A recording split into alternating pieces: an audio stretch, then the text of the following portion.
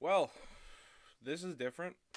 I I finally figured out how to get my iPhone to work with this. Because literally not even probably 10 minutes before getting ready to record this, my fucking webcam decided to kill itself. So that's dope. So I've decided. Oh yeah, this is a fake gun with a fucking flashlight putty to it because I don't have fucking tape or zip ties. Still works. I keep looking at myself. I can't do that. That's narcissistic. We have a brand new fat electrician video. The Black Swallow of Death, Eugene Bullard. Alright, hold on, let me get this product placement out the way. I watched like maybe not even a minute on the Pepperbox version. The ads are staying on Pepperbox because he puts so much fucking effort into them and the people love them. So we are going to react to this video right now. This is one of those stories that if they ever actually try to make a movie out of it, they will intentionally ruin it because the truth seems that unbelievable. Today we're talking about a professional boxer, a professional jazz musician, a World War I machine gunner decorated for valor on the battlefield, a spy, the world's first black combat pilot who also is probably the first man to take a capuchin monkey into combat as well. And just to be clear, this is not like the A-Team Avengers type group that I'm laying out before you know. This is all one guy. His name's Eugene Bullard. His friends called him Sparrow. Everybody else just called him the Black Swallow of Death. And for further clarification, Eugene is most well known for being the world's first black combat pilot, but honestly, while that is a great achievement, it's one of the shortest and least interesting parts of his life story, which we're going to get to right after a word from our sponsor. Oh, yeah, I've already seen this ad. Yeah, Where are you? I'm shopping. We're supposed to do the delete me ad. I don't know what to tell you. What? This is how we pay the bills so you can go shopping.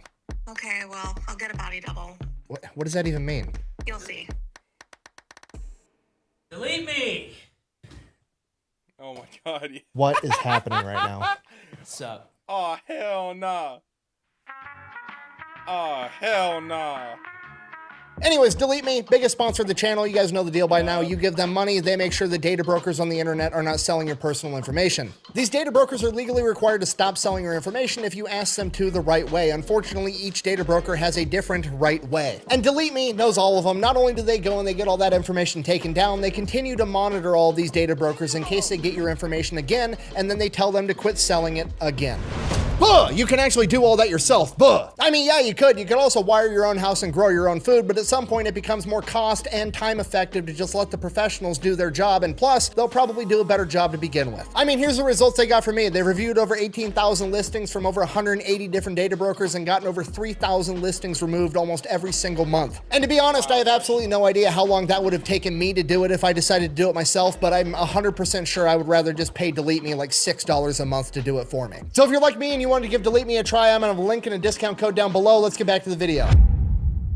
Chapter 1, Big Ox. All right, October 9th, 1895, Eugene Bullard is born in Columbus, Georgia. He is the youngest of 7 siblings to William and Josephine Bullard. And as I'm sure you can imagine, growing up as a black child in the late 1800s, early 1900s in Georgia, aka the South, he experienced race. Yeah, that's a double nerf. Ooh, minority and in the Deep South?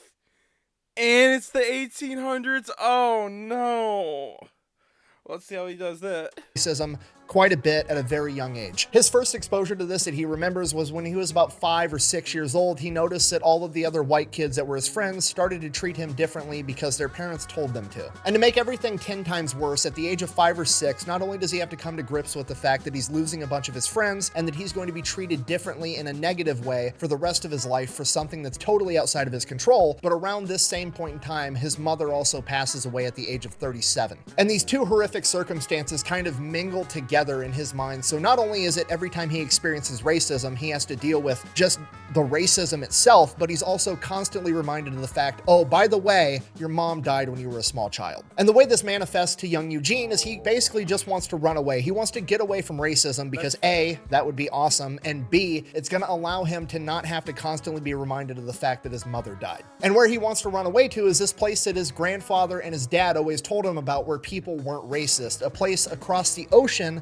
called France. Unfortunately, at this point in time, he's like 6 or 7 years old, and running away across an ocean is an impossible task for him, so he's just gonna have to stay put and deal with it for now. And this all comes to a head about a year later when he's 8 years old. His dad gets into an altercation at work. Now, William Bullard, his dad, is a single father in the South with 7 children. He is working his ass off, doing absolutely everything he can to provide for them. And the best job he's able to get at the time is working as a longshoreman, unloading cargo ships all day long. Now, he was a big guy to begin with. He's 6'3", but after unloading cargo ships for years on end, he is like 250 pounds of pure muscle on top of it. Because of this, he gets the nickname Big Ox. Now, despite the fact that he is a physically intimidating person, he still gets fucked with a lot at work, quite honestly, because they know that they can get away with it. He's a black guy. This is a South. He's not going to do shit because he's got 7 kids at home that are going to starve to death if he's not able to take care of him. So they just talk shit to his face and they treat him horribly. And Big Ox just puts up with it because it's literally all he can do if he wants to take care of his family. And this goes on for months and months. And there's this one dude at work in particular that's always fucking with him. His name's Billy Stevens. And Big Ox just ignores him. Billy Stevens talks shit. Big Ox just turns his back and walks away. And one day, Big Ox does just that. He turns his back and goes to walk away. And Billy Stevens grabs a hay baling hook and smacks him in the side of the head with it, splitting open all the skin on his skull. And Big Ox is now bleeding everywhere. He turns around, grabs him by the neck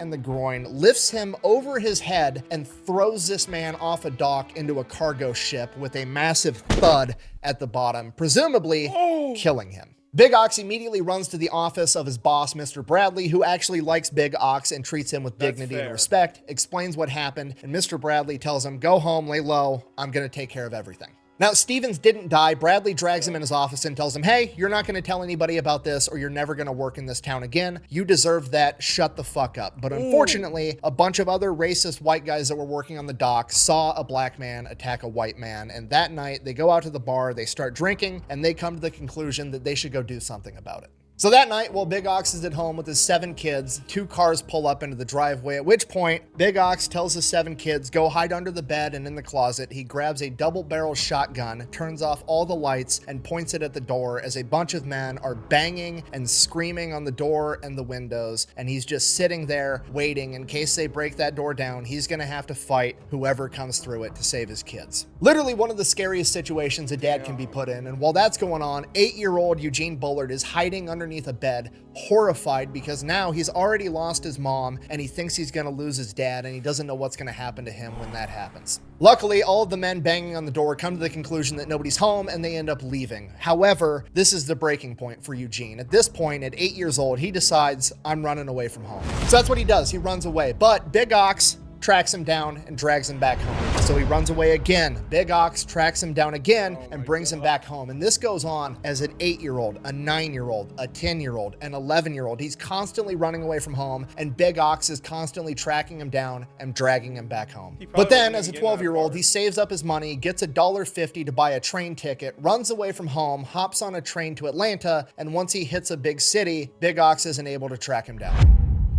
How to cross an ocean. Ooh, he's going to France. Not really having a plan on what he'd do if he ever made it this far. He doesn't know what to do next, so he's just looking for food and shelter and anybody that can point him in the general direction of the ocean and how to get on a boat to cross it. And what happens is he runs into a group of gypsies known as the Stanley tribe from Britain, and they end up telling him, hey, we're not from France, we're from Britain, but Britain's a lot like France. There's not as much racism as there is here in the South in America. You can hang out with us. We're going to be going back to Great Britain at some point, and we'll take you with us if you wanted to stay and hang out. So that's what he does. He lives with them for 6 months to a year, and what they were doing in America was they were taking care of horses and doing horse racing. So he learned everything about horses and ends up becoming a professional horse jockey himself. As I'm sure you can imagine, being a black jockey in the South, racism absolutely comes up and is definitely an issue for a young Eugene Bullard, at which point he finally, looks at the Stanley tribe and is like, hey, are we going back to Great Britain or not? I'm sick of all the racism. And they're like, no, we're not going back for a while. So he's like, cool, I'm going to part ways. I'm going to figure out a way across that ocean right now. So he separates from the Stanley tribe, ends up working his way up the coast. He heads towards Virginia. So he's like 14 years old, ends up making it to this port in Virginia. And then he's just like kind of wandering around like, what the fuck do I do now? Do I go up and just ask somebody if I can hitch a ride across the ocean? Like, what's my plan here? And then somebody just starts yelling at him like, hey, what are you doing? Pick up those boxes. Help me load this ship. Come over here. And then he's like,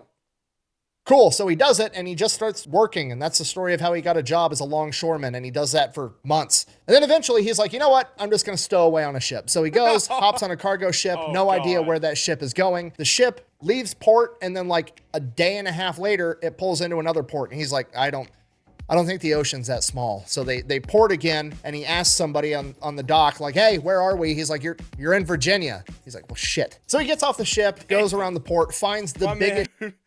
Where did he go? Did they like go down the coast?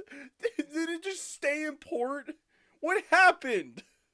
Ship in the port, thinking like, oh, if it's a big ship, it's probably going all the way across the ocean, right? So he stows away on that ship. Like a day into this trip, he gets caught being a stowaway, at which point all these German sailors, some of them speak English, some of them don't. The ones that are speaking English are like, hey, we recognize you from the dock. You were the kid that's loading all the ships. I mean, we can throw you in the brig, we can keep you as a prisoner and drop you off at the first port we hit. We have to drop you off at the first port regardless because you're a stowaway. But if you'd rather, you can just like work for us and we'll pay you and then we'll drop you off when we get there. And he's like, cool, sounds great. Works his ass off. Everybody on the crew ends up loving him. And because they're all German, Eugene actually ends up learning how to speak German. So he works for the entire voyage. They end up in Scotland. They end up paying him $25 in earned wages. They give him clothes, a bunch of supplies, everything they can because they do like him. And he ends up just walking off the dock into Scotland with basically nothing to make a new life for himself.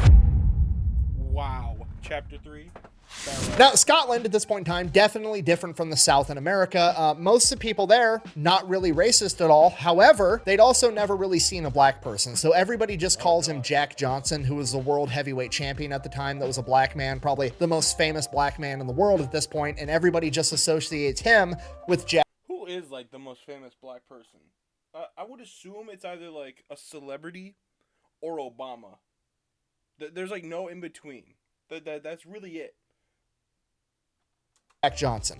It's not because he's black, though, right? What? Okay. No, I just don't think so. Not really knowing what to do, he ends up being a street performer for a little while, and then he goes back to being a longshoreman full-time, earning a decent wage. And you gotta remember, he's like 15, 16 at this point. He's finally going through puberty, and he's being a longshoreman unloading cargo ships all day long. So he just gets absolutely jacked, just like his dad. So he's working Monday through Friday on the docks, and then on the weekends, he's being a street performer. And then one day he sees this one performance where there's like, you know, the big bucket of water and you're sitting on the thing and somebody throws a ball, hits a target, and then dunks the person into the water. And he's like, oh, I'm gonna try that as like the only black guy these people have ever seen. I bet I'll make a ton of money. So he gets a dunk tank set up, calls the thing Dunk the Darky, and the entire time he's sitting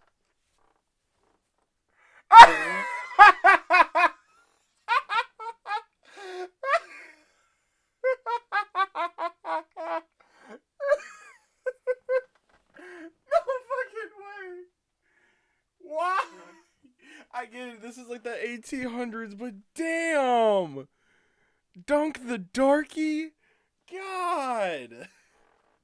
sitting on like, you know, the plank or whatever it is that he's sitting on that's going to drop out when the target gets hit. He's just talking shit to everybody walking by. So he starts making a ton of money. I mean, all the street performances that he did well because he was the only black guy around, and that was a spectacle in that of itself. But now that he's sitting there talking shit to people, the first time these people have ever seen a black man, and he's talking smack to their face, and they get to pay $1 and then dunk him into water, like, he makes a ton of money. And then he ends up turning it into like this Tootsie Pop type situation, you know, like how many licks does it take? He's like, oh, I've been dunked 9 times tonight. You better try for the 10th, and maybe that'll be the one that's enough to wash the black off me, and then I'll look like the rest of you motherfuckers. This thing ends up making him so much money that just working Saturday night, he makes more money than his entire salary as a full-time longshoreman. So now he's like, fuck it, I'm just gonna do this Friday, Saturday night. I'll make more money, and then I have the entire week free to go do something else. So now that he's got all this free time on his hands, he's like, okay, well, what do I want to do now? And he just thinks to himself, like, oh, well, I mean, everybody already calls me Jack Johnson and assumes I'm a boxer. I bet I do pretty well as a boxer and make a ton of money. Why was everyone like this?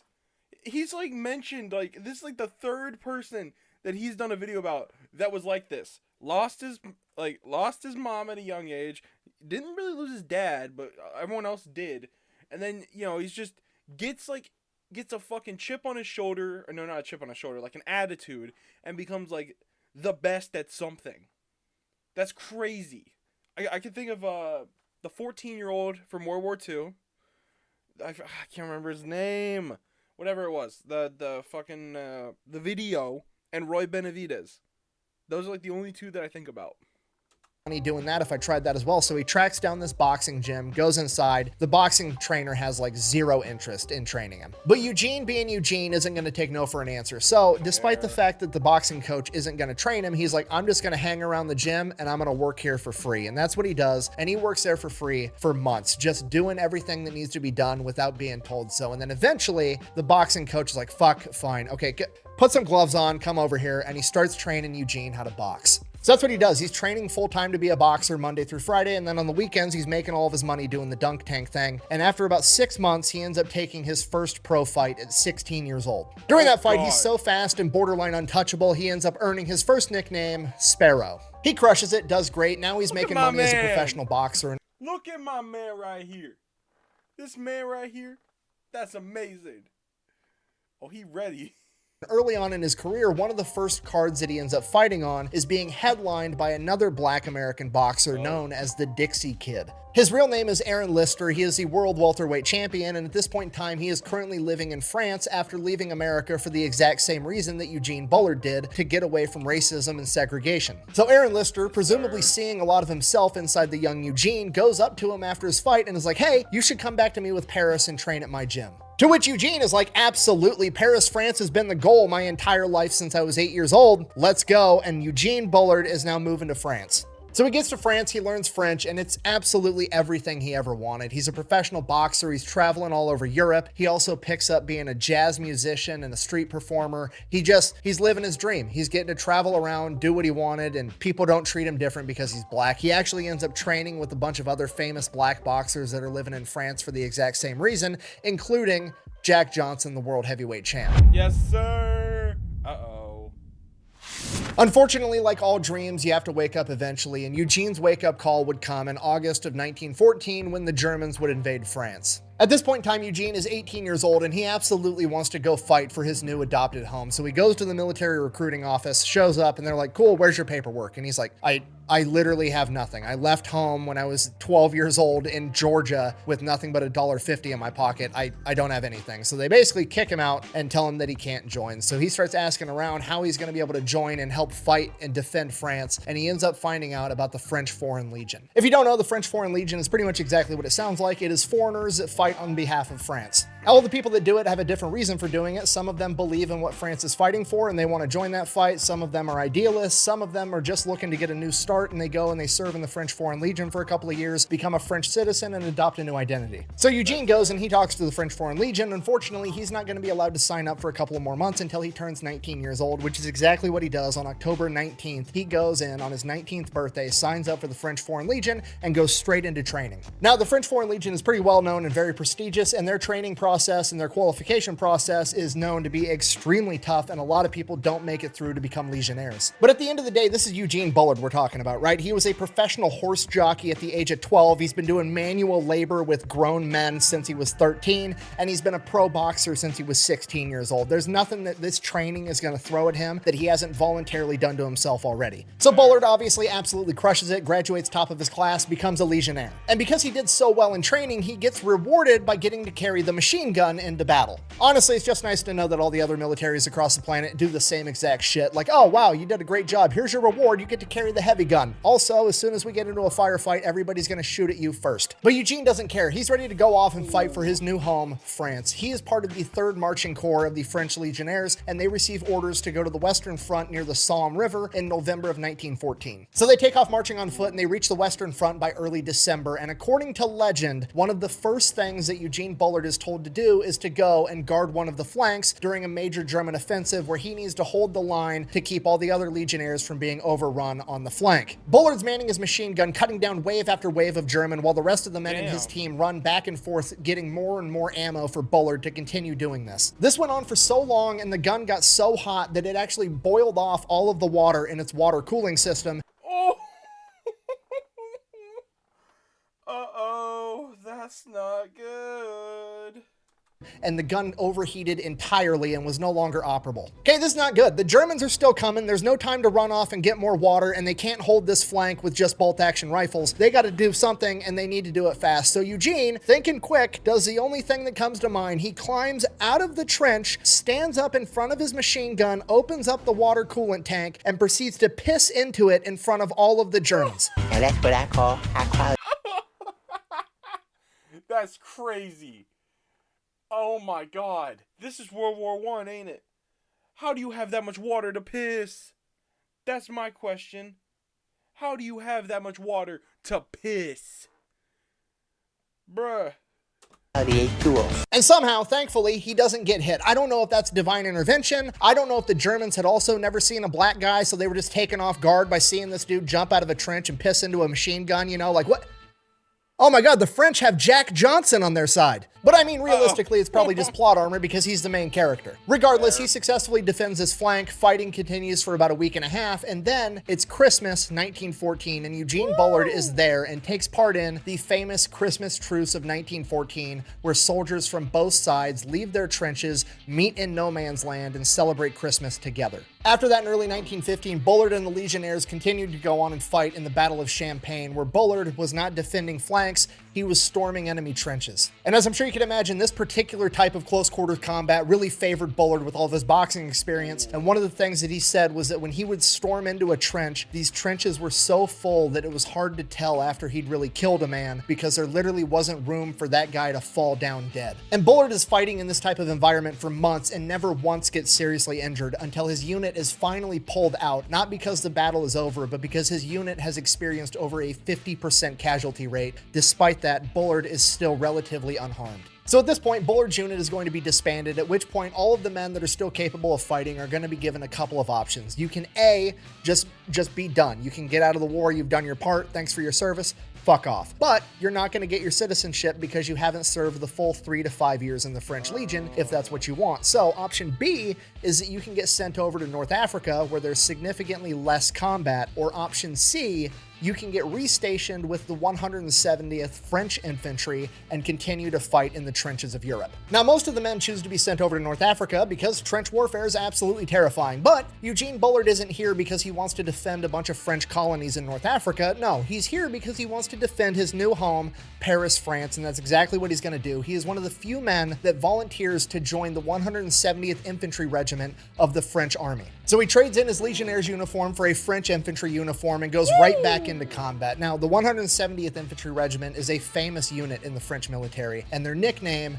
is the Swallows of Death. And after hearing about Eugene Bullard's performance in the Legionnaires and then continuing to perform at that same level, if not higher, in the 170th Infantry Regiment, it doesn't take long before he is officially given the nickname the Black Swallow of Death. From here, Bullard fights in the Battle of Verdun, one of the deadliest battles in World War II with over 1 million casualties, and unfortunately, Eugene Bullard is one of them. Shortly after Bullard and the men of the 170th took an enemy trench, the Germans would hit it with artillery fire, and a piece of that shrapnel would end up hitting Eugene Bullard in the face, cutting open the side of his face and ripping out most of his teeth on the right side. Despite that, Bullard manages to keep himself in the fight. Now, at this point, most people, at a minimum, would lay low, but not Eugene Bullard. That night, the commander of the 170th needs a volunteer to run through half a mile of machine gun fire and artillery fire to receive important intel and orders from the chain of command and bring it back to him, and Bullard volunteers to lead the group that does it. Bullard, despite his injuries, manages to get this done and is actually put up for the French Croix de Guerre because of it, which is the equivalent of a Bronze Star. The very next day, Bullard is hit with artillery again, fracturing 2 vertebrae in his back and blowing off a chunk of his thigh that required 90 stitches to shut. He's sent back to Paris, where for the next 8 months he is going to have facial reconstruction surgery, he's going to have rehab, and desperately try to regain his ability to walk. While undergoing treatment, he obviously meets a bunch of other soldiers that were also wounded, one of which was a commandant in the French Air Force, and he recommends to Bullard, you know, if you're not going to be able to go back and be a ground-pounding infantryman,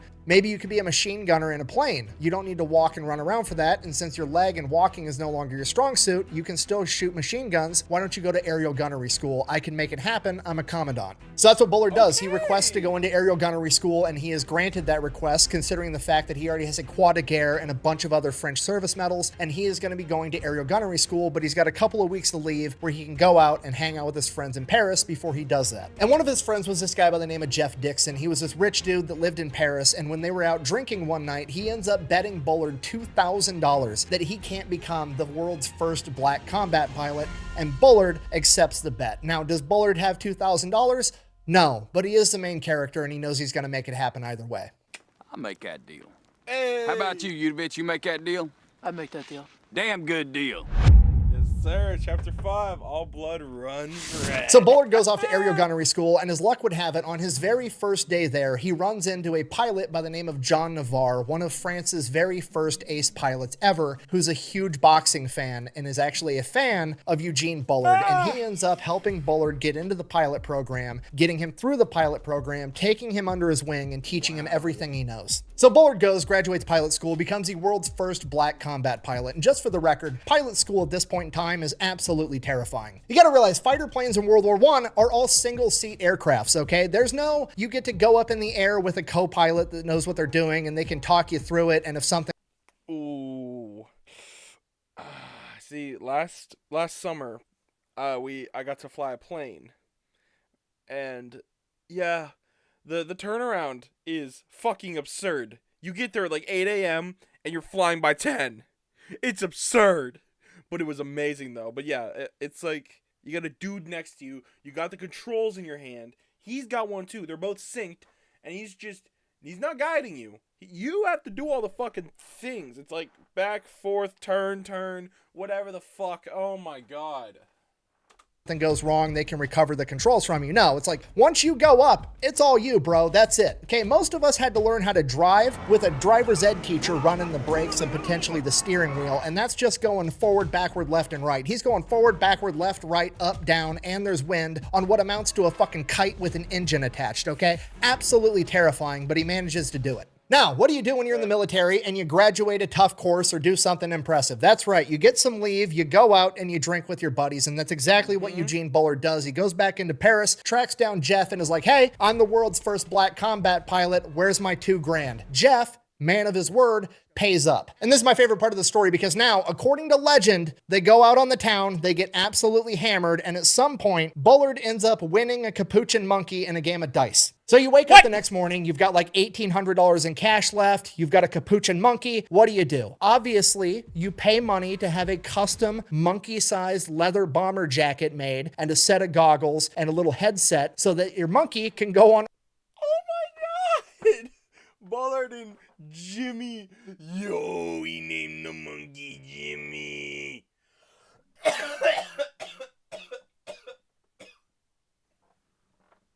Damn, that voice does.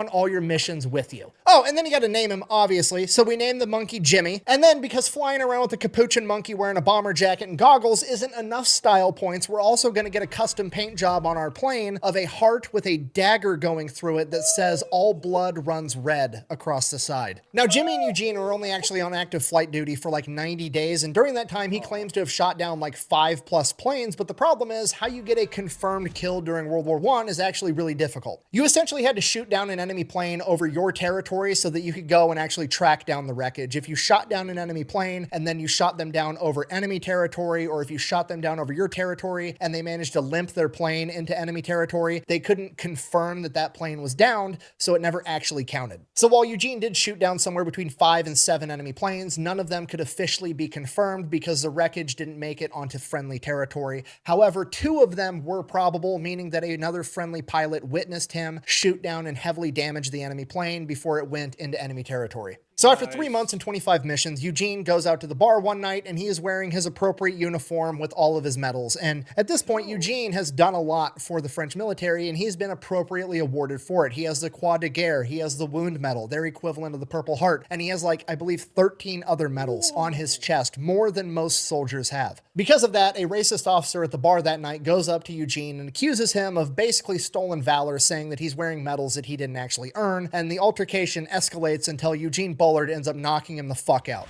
Now, despite the fact that that guy totally deserved it, he is a superior officer, and Bullard did in fact strike him, and the sentence for that is 5 years of hard labor. However, considering the circumstances and the fact that Bullard was so well decorated for battle, they decided that they were not going to sentence him to 5 years of hard labor. They were instead going to send him back to the 170th Infantry, where he would then basically be a glorified janitor for the rest of World War I. And to make things even worse, at some point during this period in time, Jimmy, his loyal capuchin monkey, does end up dying from influenza, and the entire military base has a funeral for him. So yeah, Jimmy dies, and Eugene ends up spending the rest of World War I scrubbing toilets. Definitely not the happy ending we were hoping for. Luckily, this is nowhere near the end of Eugene's story.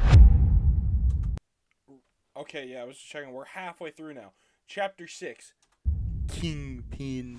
So World War I comes to an end. Eugene gets released from service, not really knowing what to do next. He just goes back to pro boxing, goes in there, has his first fight. His legs are still messed up. He can't move as quick or as fast as he used to. Despite that, he goes in there, knocks out his opponent, but he breaks his right hand in the process. And to make things worse, the promoter slips out the back door before he pays Bullard, so Bullard doesn't even get paid for this pro fight where he just broke his hand. So Bullard chases this promoter down the alley, chases him down, knocks him on the ground, roughs him up a little bit, takes this wad of cash out from his jacket, takes exactly the amount that Bullard was supposed to get paid, takes that for himself, and throws the rest of the money at the guy, and goes back home. So at this point, Bullard comes to grips with reality. He's not the young man he once was. He's got a messed up leg. He's got a messed up back from the war. On top of that, he just broke his hand. He's not going to be able to be a prize fighter for much longer, if at all. So he decides he's going to retire from pro boxing, and he decides his next thing is going to be teaching boxing. So he takes all of the money that he has saved up from the war, from that bet he won, from winning that prize fight, and he goes and he opens his own boxing gym. Right out of the gate, it's a huge success. He already knows all the pro boxers in town. He's known as a war hero. Like, of course you want to send your kid to go learn how to box from Eugene Bullard, the Black Swallow of Death. Like, the dude couldn't not be successful at this. So the boxing gym is a huge success. He takes the money that he makes from that and reinvests it into a cafe, and that cafe turns into a bar/nightclub. Now, because all the world-class pro boxers in the area want to go and train at Bullard's gym, it only makes sense that they're also going to want to go drink and hang out at his bar and his nightclub. And you want to know who enjoys hanging out with all the world-class boxers? All the rich, famous, wealthy people in the area as well. So now Bullard's nightclub/bar turns into this really high-end establishment. The problem is bars at this point in time have to close early in Paris, but there's a loophole. A bar sells individual drinks, so what Bullard does is he changes it, and he no longer sells a pint of beer, a drink of whiskey. He only sells full bottles. He turns it into a bottle club, meaning that he doesn't have to shut down at all. So now, not only is he attracting super high-end clientele, they're also going to be spending a ton of money, and he doesn't have to shut down early like everybody else. So Bullard's Bottle Club ends up being the place to hang out and party in Paris if you're rich, powerful, and famous. All the high-ranking military officers are going there. Bullard's buddies with all of them. Okay, Louis Armstrong performs there and is personally friends with Eugene Bullard. You know, Louis Armstrong, the famous jazz musician that sings It's a Wonderful World. Josephine Baker performs at his club, who was like the it girl at this point in time, okay? F. Scott Fitzgerald is his personal friend, the guy that wrote The Great Gatsby. Hemingway ends up hanging out there so much that he based a character off of Eugene Bullard. Okay, the fact that most people have no idea who Eugene Bullard is, despite the fact that he's like one of the biggest main characters of all time, is absolutely insane, okay? Not only are all the other main characters from all over the world flocking to his nightclub in Paris to hang out with him, but people that are seemingly nobodies, that are just adjacent to him, somehow, seemingly through divine intervention, go on to also become humongous main characters. Because you want to know who the dishwasher is at Eugene Bullard's Bottle nightclub? It's fucking Langston Hughes. One of the most influential people of the 20th century is doing dishes in the back at Bullard's club. So Bullard is like the pinnacle. So you're telling me this dude got all of the main characters and just wove them together? That's amazing. Of social society in Paris at this point in time. Like, everybody wants to hang out at his nightclub. He's a war hero. Everybody knows who he is. So during this time, he also ends up falling in love and marrying a woman by the name of Marcel. And Marcel is basically this heiress to this super rich French family. So they end up dating for a while. They end up getting married. Everything's going great. They decide they're going to start having kids. She ends up giving birth to Bullard's son, who unfortunately passes away at 6 months old from pneumonia. This scars Bullard for the rest of his life. Despite that, they do end up trying to have more kids. And in 1924, they're lucky enough to have a daughter, Jacqueline, and then again in 1927, they have another daughter, Lolita. And for the next couple of years after that, he's living the dream. He's getting everything that he hoped that he was fighting for. He's getting to have breakfast and lunch with his daughters every day before he goes off to work to run his nightclub. He has this, wife that they're fortunate enough that she gets to be a stay-at-home mom, and everything's going great. Unfortunately, when Marcel's parents pass away, they end up leaving her a fortune, at which point she gets a little bit tired of her husband always working at this nightclub all the time. She's super rich, and she just expects him to sell the nightclub, live off of their fortune, and they can go to the opera and just have fun for the rest of their life. But that's not who Eugene Bullard is. He wants to work for everything that he has. He wants to punch his own ticket. He wants to make his own way. He doesn't want to live off of another man's fortune, so he refuses to do it. This ends up causing a rift between Bullard and Marcel, and eventually she would end up leaving Bullard and both their daughters. Bullard ends up telling his daughters that the mom actually passed away. I'm not sure why. I'm assuming it's because the mom wanted nothing to do with them, and he thought maybe it would be easier for the daughters to come to grips with the fact that their mom got sick and died, and not their mom just doesn't want them anymore. Regardless, Bullard now finds himself in the very same situation that his father was in, a single dad looking out for his kids in the world.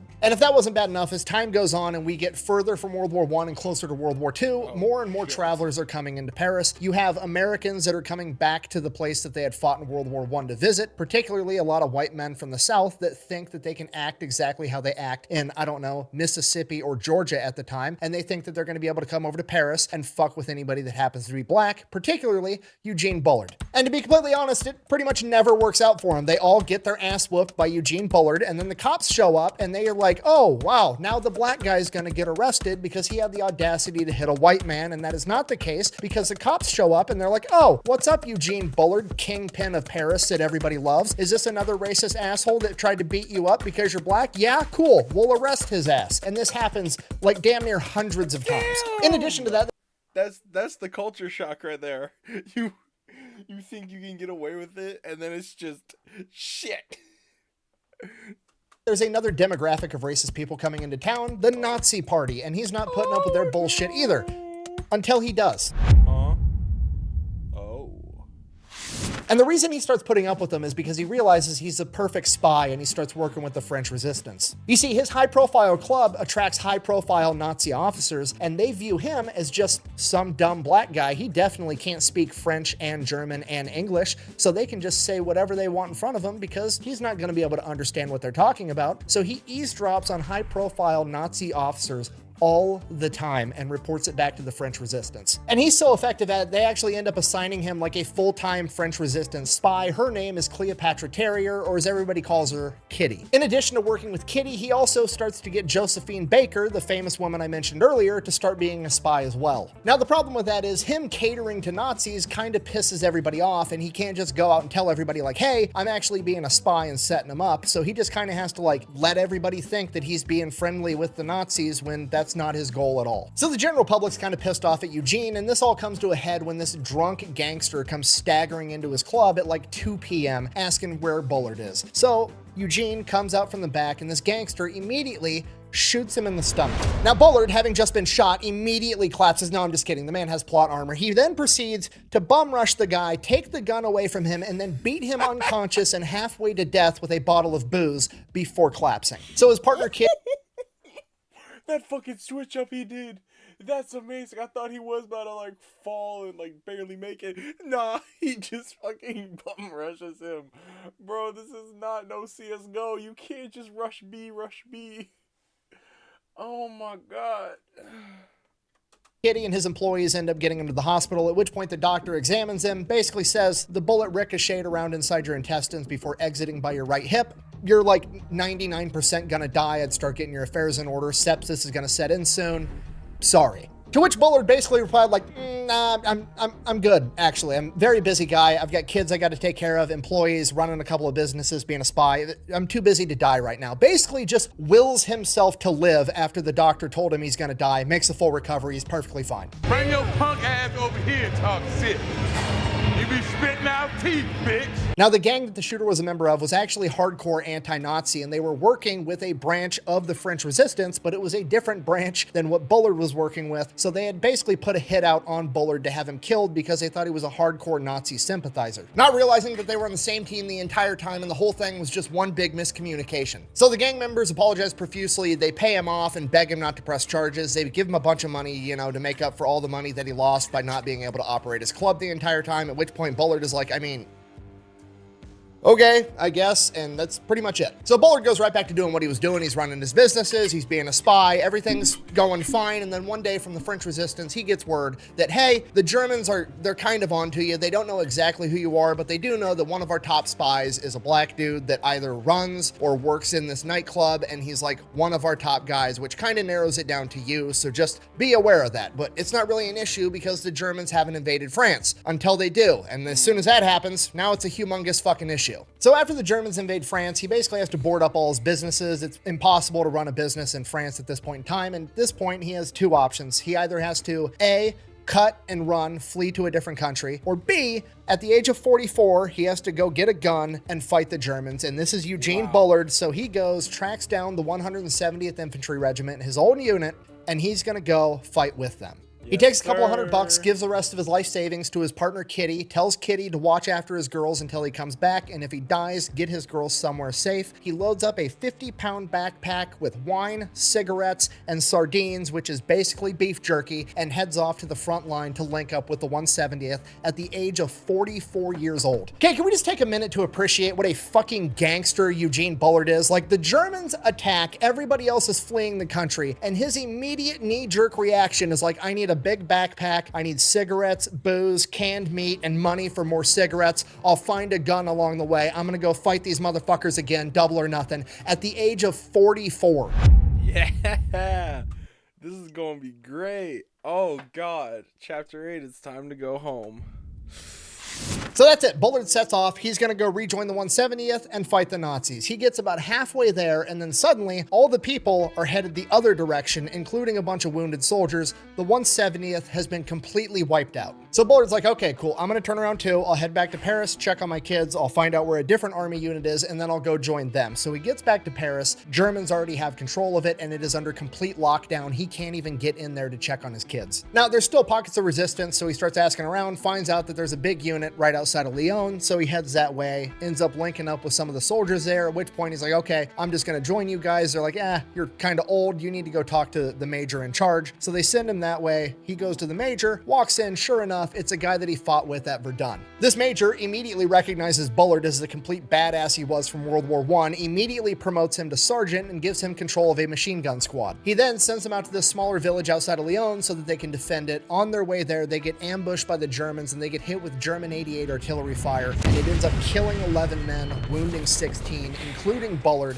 One of the shells lands about 10 feet from him. It launched him 40 feet through the air and smacked him into the side of a building, shattering one of the vertebrae in his neck, breaking multiple ribs, messing up his entire side, and obviously giving him a humongous concussion. He gets drug out by one of the medics. He comes to in a hospital, at which point they're like, dude, we're going to get overrun by Nazis at any minute. You're a black American that's fought against them in World War I and World War II. If they catch you, they're going to kill you on the spot. You need to get out of here. So he grabs his stuff and just starts limping his way to Biarritz, where the American embassy is, so he can get a passport and hopefully get sent over to America where he's going to be safe. He walks all through the night, gets about halfway there, and then in the morning, there's this field, and out in this field, there's this soldier sitting up against a tree with a bicycle. So he walks out. It's a French soldier, so he's like, hey, can I have breakfast with you? Can I hang out for a minute? I'm gonna sleep here for a bit. Can you look out for me? The soldier's like, yeah, sure. And he's like, do you have any food or water or anything? I'm starving. I'll trade you my bike, whatever. So he ends up trading him a couple of cans of sardines for this bike, takes a nap, grabs this bike, rides it over to Biarritz, gets to the American embassy. Okay. The embassy lets him cut to the front of the line because he's in a military uniform that's still all bloody and he's clearly wounded. He explains everything that's going on and he's like, I don't have a passport though. I left when I was 12. I ran away. I smuggled myself on a ship to Scotland. I just made my way over to France. So the American embassy is like, shit, okay. And they drag him in the back and they're getting all the information like, where were you born? What's your birth date? There was somebody there that was actually from Columbus, Georgia, and he's kind of quizzing him on the area, making sure that he's not lying. And he knows absolutely everything about Columbus, Georgia, passes the a test and they're like, okay, this guy's legit. So they fill out the paperwork for him to be able to get a passport. The problem is that you can't actually get the passport there. You can just get the paperwork okaying you to get the passport there. You have to go to a different town 175 miles away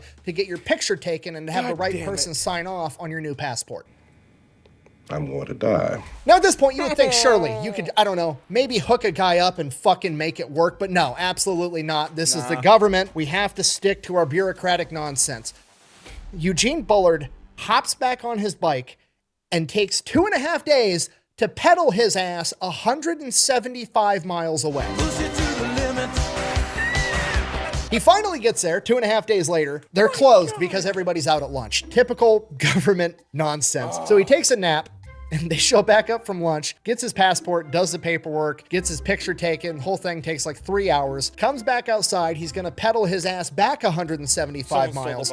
Somebody stole his fucking bike. So now he walks 100.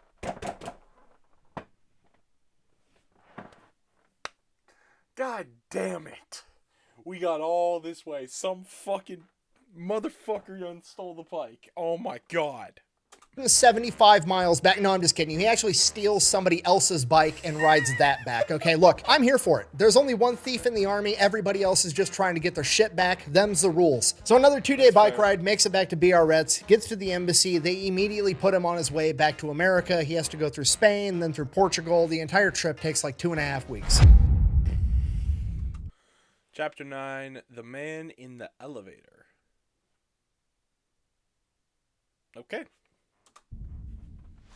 He winds up in New York City and immediately starts doing anything he can to make money and calling up any connection that he can possibly think of, desperately trying to figure out if his daughters are okay, and if they are, how he's going to get them back to America. And this goes on for months, just desperately trying to figure out how to get into contact with his daughters and potentially get them back home to America. And then he actually manages to get in contact with one of his old buddies, a guy that hung out at his club all the time, the ex-ambassador to France on the behalf of America, Mr. Bullitt, and he still works in the United States State Department. So he gets a hold of him, ends up having a meeting, explains the situation. Mr. Bullitt makes one phone call, and the next day, Bullard finds out that his daughters are okay, and they are now in American custody and protection, and they are going to be sent back to America to be rejoined with him. Now, the United States government is going to front the money, but Bullard is going to have to pay them back, has no idea how he's going to be able to do it. Veterans groups find out, they raise money, they pay off the entire thing. Bullard gets reunited with his daughters, Jacqueline and Lolita, and they are now living in a 750 square foot apartment in Harlem, while Bullard goes back to being a longshoreman, doing anything he can to make money and raise his daughters. A couple of months go by, everything kind of stabilizes, they're getting used to their new environment, everything's starting to look good, so naturally, Bullard, being Bullard, goes to the recruiting office of every branch of the United States military, volunteering for service because he wants to go back and keep fighting the Nazis.